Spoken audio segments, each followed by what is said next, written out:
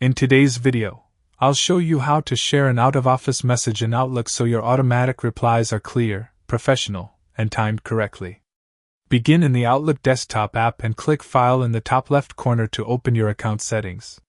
Select Automatic Replies, or Out of Office, to access the feature that sends responses on your behalf when you're away. Choose Send Automatic Replies. If you want Outlook to manage the timing, enable Only Send during this time range, then set your start and end dates.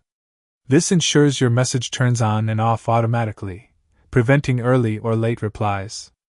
Always double-check the time zone, especially if you're planning ahead or traveling. You'll find two areas to customize your message. Under Inside My Organization, write the reply your coworkers will receive. Keep it clear and informative. Mention that you're away, specify your unavailable dates, note whether you have limited or no email access, and provide an alternate contact if necessary.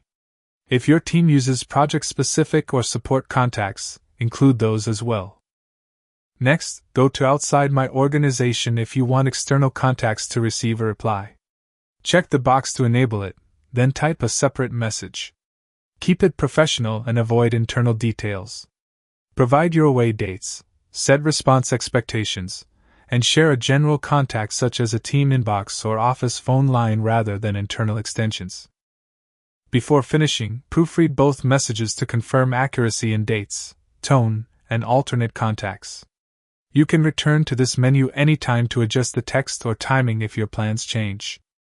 Click OK when everything is set. Outlook will now send automatic replies based on your configured schedule.